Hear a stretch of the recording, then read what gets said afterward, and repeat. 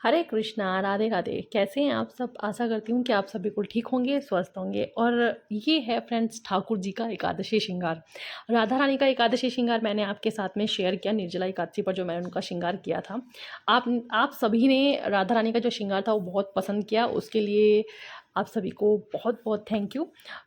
तो ऐसे ही बस जस्ट हमने यहाँ पर ठाकुर जी का श्रृंगार भी किया। उनका श्रृंगार भी गर्मी के हिसाब से ही मैंने बहुत सिंपल रखा था। उनकी जो धोती है ये एक बहुत ही सॉफ्ट और सिफोन का कपड़ा था, जिससे मैंने राधा रानी का दुपट्टा रेडी किया था।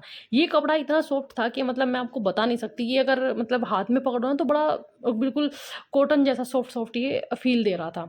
तो फिर मैंने सोचा कि क्यों ना मैं ठाकुर जी की जो धोती है वो मैं इसी से बांधूँ। और धोती बनाने के लिए मैंने उसको बहुत ही सिंपल तरीके से रेडी किया। बाकी 3 साइड मैंने लेस नहीं लगाई, सिंपल एक नीचे की साइड मैंने इसमें लेस लगाई थी। और जब इसको मैंने इसे मतलब ये धोती इससे बनाई, बहुत सुंदर ये धोती लग रही थी। बहुत ही सिंपल सी थी, और क्योंकि गर्मी का टाइम है, ठाकुर जी को भी बहुत ज़्यादा भारी भारी नहीं लगना चाहिए। बस मैंने यही सोचकर श्रृंगार इनका सिंपल करने की कोशिश की थी। हाँ, वो अलग बात है कि राधा रानी और ठाकुर जी पता नहीं क्यों मुझसे सिंपल तैयार होते भी नहीं हैं। ये शायद जितना मैं सोचती हूँ ना कि मुझे उनका सिंपल श्रृंगार करना है, सिंपल श्रृंगार करना है, उतना ही ज़्यादा चीज़ें मेरे साथ में उल्टी होती हैं। और शायद वो पहले ही सोच लेते हैं कि नहीं, श्रृंगार हैवी ही कराना है। और क्योंकि गर्मियाँ हो रही हैं बेशक, लेकिन फिर भी हमें पूरी व्यवस्था करके रखनी होती है कि ठाकुर जी को गर्मी ना लगे।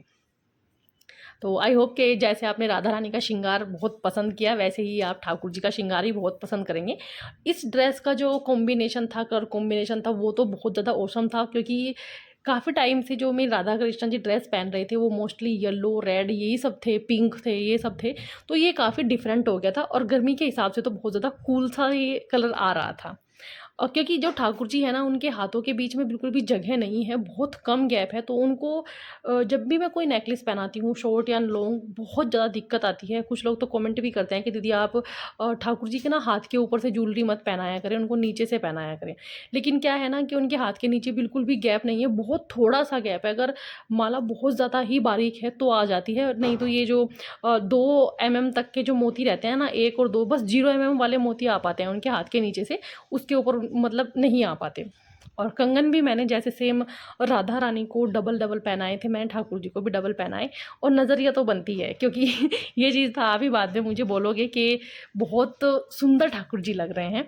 तो आप लोग ना बिल्कुल कमेंट करना बिल्कुल भी मत भूलना, चाहे आप कमेंट में सिर्फ राधे राधे ही लिखे।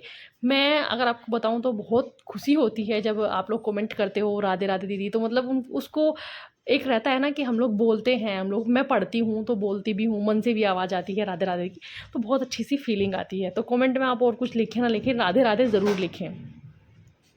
तो यहाँ पर ठाकुर जी हमारे बहुत जल्दी तैयार हो जाते हैं, क्योंकि उनको तैयार होने में ना बहुत ज़्यादा टाइम नहीं लगता है। राधा रानी को थोड़ा सा टाइम ज़्यादा लगता है तैयार होने में।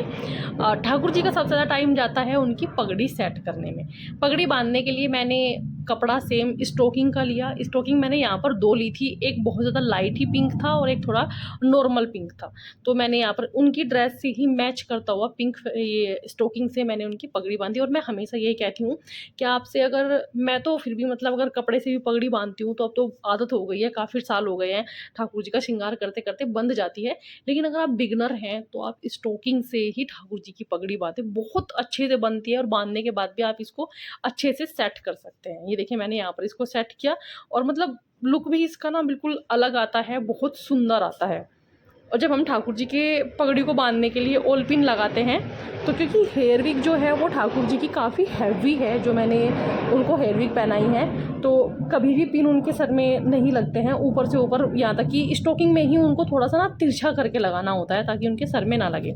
और इस बार मैंने ये ड्रेस के साथ के ही कुछ अटैचमेंट बनाए थे, पाग अटैचमेंट इनको बोलते हैं। मतलब इससे तो इतना सुंदर लुक आया था, मैं हमेशा उनको पहनाती थी। और लेकिन इस बार मैंने ज़्यादा बनाए। और ये जो कलंगी है, ये मैंने उसी दिन साथ के साथ बनाई थी। और ठाकुर जी ने पगड़ी तो इतनी सुंदर से, इतने अच्छे से तैयार कराई कि मतलब मैं बता ही नहीं सकती। ढेर सारी कलंगी लगवाई, पाग लगवाई, बहुत सुंदर ठाकुर जी की पगड़ी लगी थी।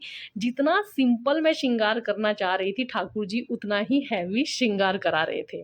लेकिन बहुत ज़्यादा मन को खुशी होती है कि ठाकुर जी अपना सभी चीज़ें ना वो खुद से कराते हैं, तो एक बहुत अच्छी सी फीलिंग आती है, बहुत आनंद आता है जब उनकी सेवा में हम लोग रहते हैं। तो आपको ठाकुर जी का ये श्रृंगार कैसा लगा कमेंट करके ज़रूर बताइएगा। वीडियो को लाइक सब्सक्राइब करना मत भूलिएगा, साथ में बेल आइकन को ज़रूर दबाइएगा मेरी सभी वीडियो की नोटिफिकेशन के लिए।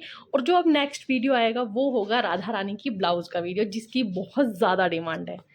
तो चलिए सभी लोग कमेंट में राधे राधे लिखना मत भूलिएगा। राधे राधे।